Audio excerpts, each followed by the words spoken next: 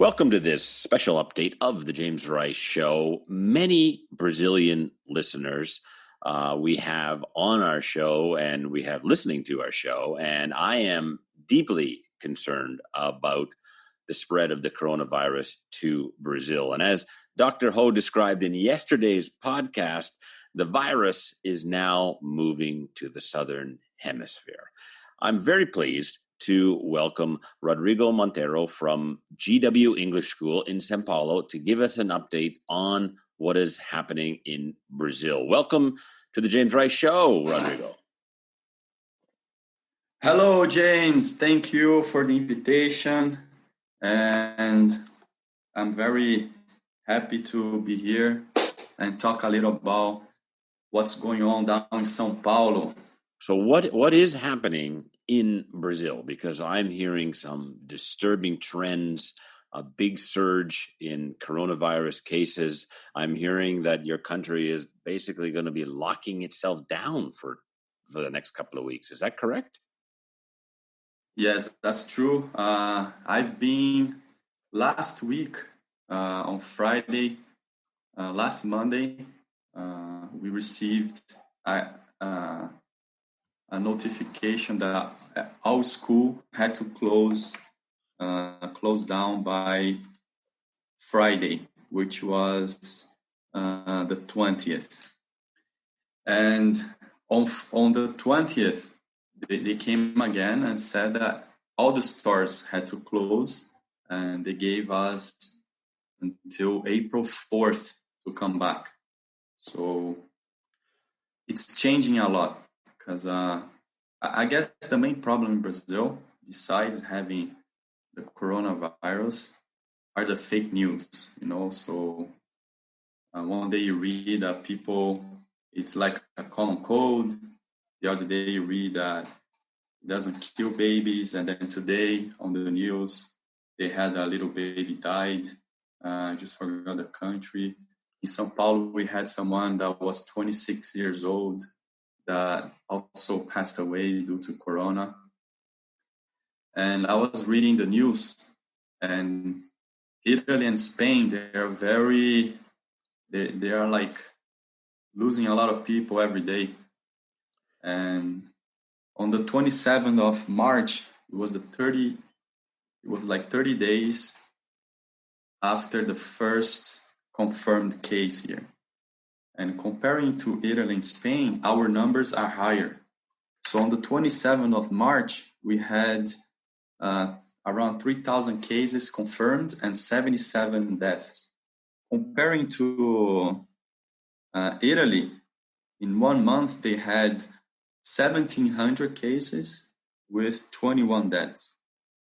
And the Spain was, let me see here, I took notes not to... You guys are much bigger. You guys are a bigger country. Don't forget, more population. Yes, and that's the concern. If we don't stop, because Brazil stopped if we stopped on the 20th, so Brazil stopped 20 days after the first confirmed case here in São Paulo. So the government decided to take action fast. They didn't want to wait for more people to die. And even taking these actions of asking people to stay home, our numbers are big. So and we also have, I don't know what's going on in Canada, but here it's getting political too. So are people staying home? Are they self-isolating in Brazil? Most yes. For example, I went to the supermarket yesterday, and I went to see GW. We're close to a very strong neighborhood that sells clothes. It's called Brás. So the movement there is very big, and I went around with the car, and everything was closed. No one on the street. So the majority are staying home, but at the same time, they are pressuring the government to let them open or else they're gonna fire people. And so the big concern is money and the economy. Money, unfortunately, money. And has the government talked about giving some financial relief to people in Brazil? Obviously, in America, they're giving out checks and money. Here in Canada, they've set up a whole system. So if you've lost your job, you can get money from the government. Is there something like that happening in Brazil? Yes, they have some programs to help those that that lost their jobs, but it's nothing that can really help. Let's say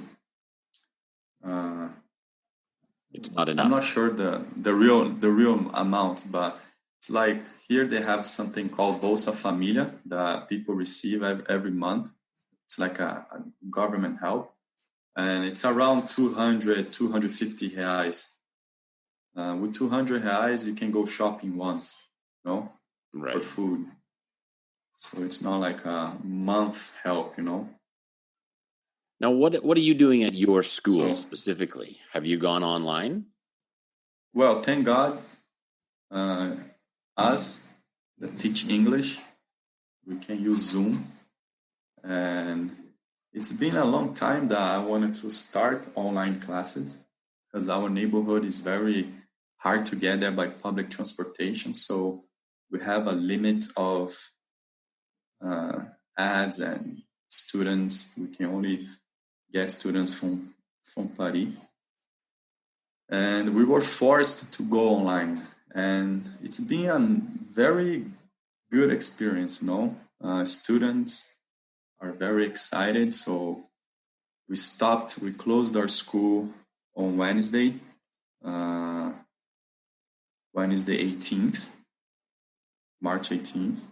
And then we had like trainings on Zoom. And we had to learn on our own because going for support, we had like 500 people in front of us. So the line for support was very big. So we had to read the site, do tests between us. And we did our first trial class on Tuesday. And then we did some classes on Wednesday. And then from we did some trial classes on Monday, Tuesday, 23rd, 24th. And then from Wednesday on, we had like 90% of our students already online. And how did the students feel about learning online? Man, some of them liked it so much that they talked about to friends on WhatsApp group. And we have 4 people interested in starting our online course. New registrations. Yeah, man. I was so impressed. And I'm like, wow. How about the teachers? Good, How about the teachers? How are they feeling going online? They're excited too. I was very impressed of how the online tools improved. It's like being in class with them, You can use Zoom has a lot of nice tools, and there's like Google Classroom that you can use to organize homework, assignments, and then you can use Kahoot, which the first time I heard from was from you when we met in Canada. You can use Kahoot, and there are other sites that I don't remember. Good. Have you tried the Google Slides? Google Slides too. There's a school here called Brás Tessel, and they focus on teacher training.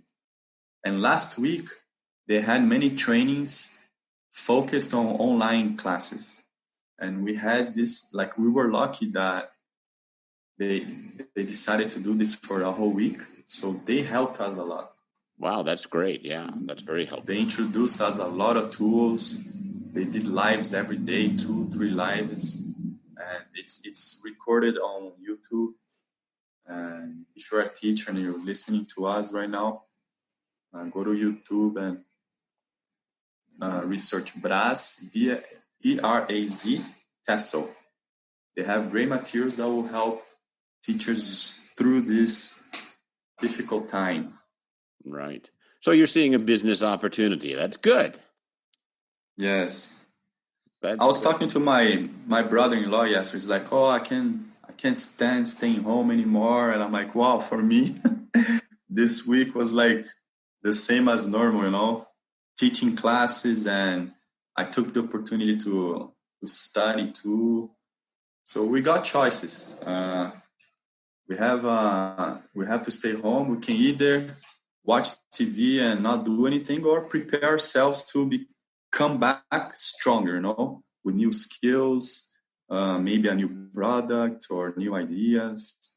Yeah, So excellent. I Well said. guess, Well said. Now, I, of I course, guess, in Brazil, there is a large number of Brazilian students who study abroad. They go to Canada, they go to Australia, Ireland, Europe, America, of course.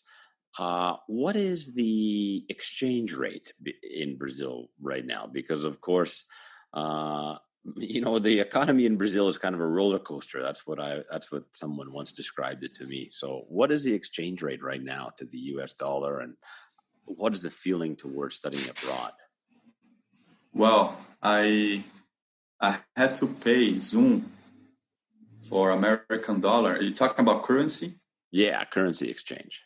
Uh, on my credit card, it was 5.4, I think. So a $14 uh, American dollar was 80 reais for me here. So Due it's about to 4 times higher now. five, it was like Five 5 point times higher. something. Yeah, Wow. and there were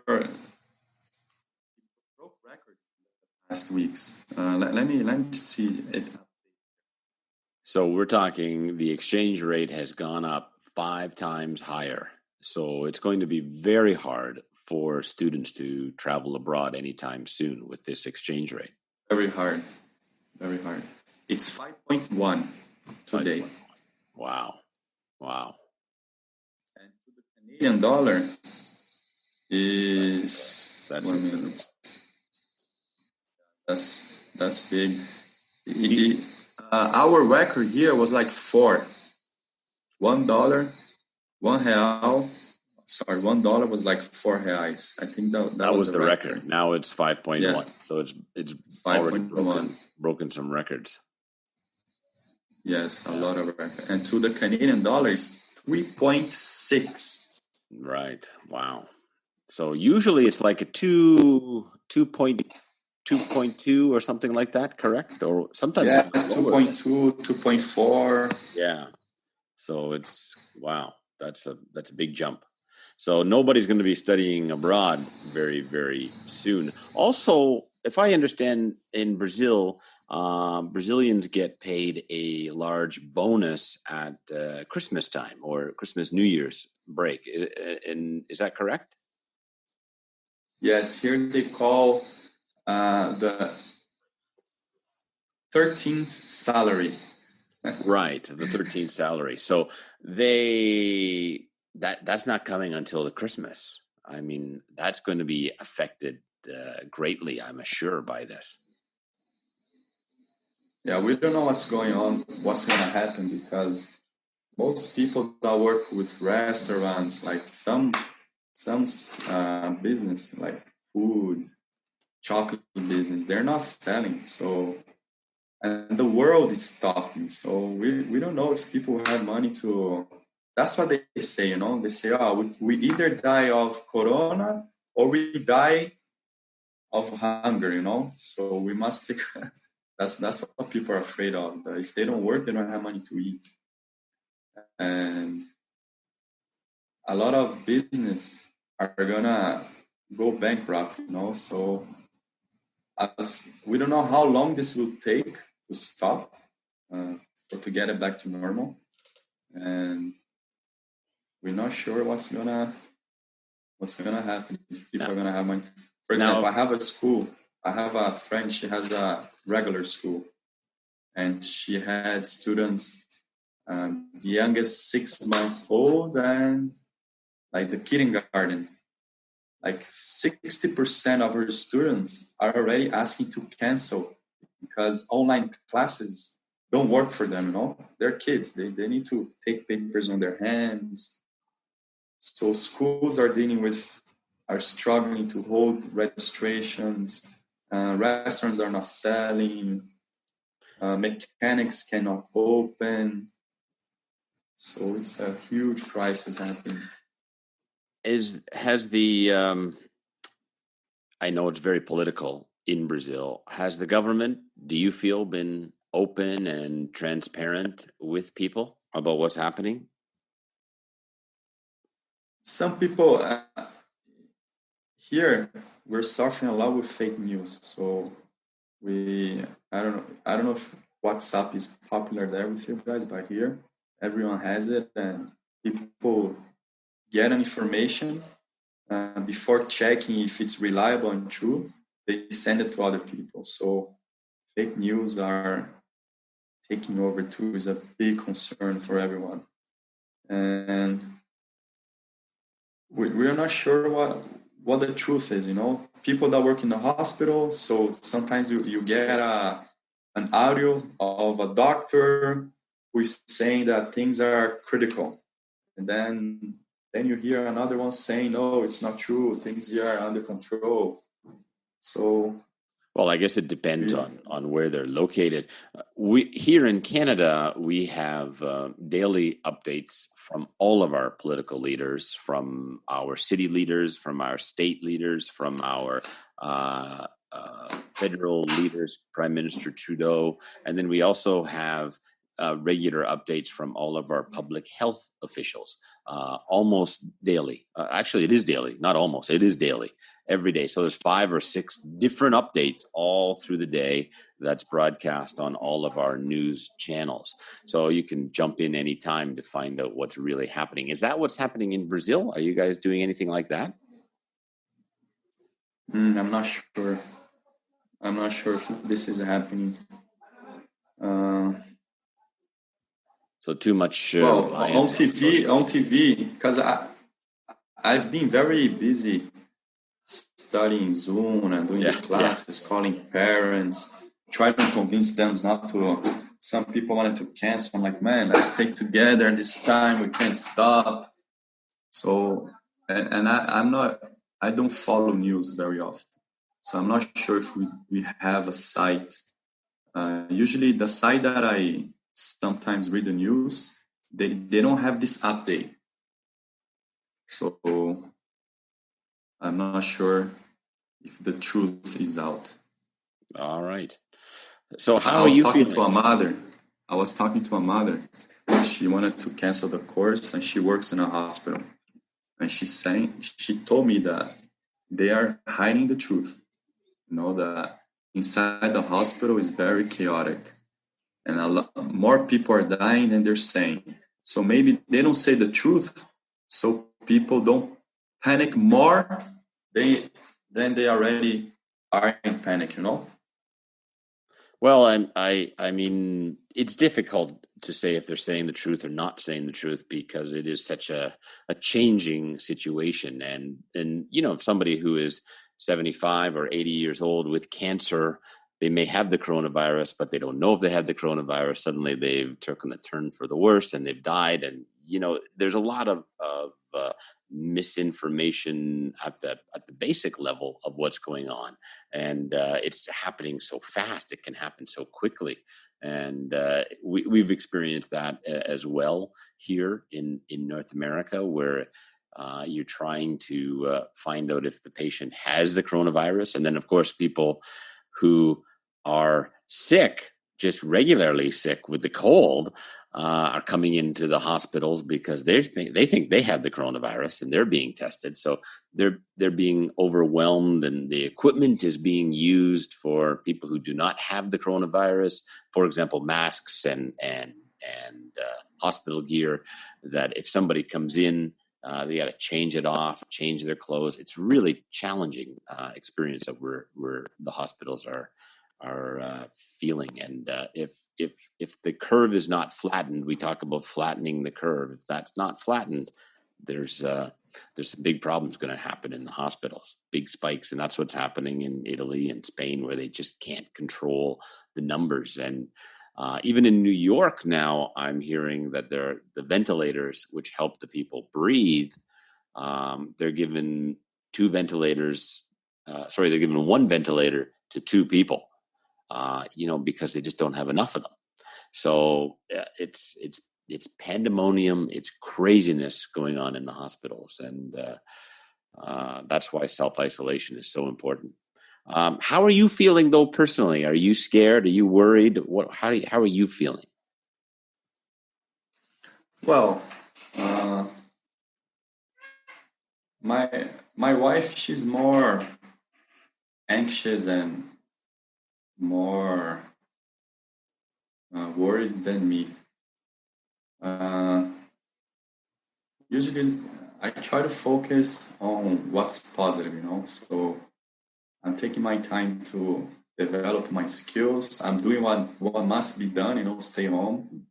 I'm not questioning when we go back or when we don't go back. And I have a lot of faith, so I keep my faith up, praying to be protected, staying home, and focus on the opportunity. Here we have a saying that make a lemonade of a lemon. Right.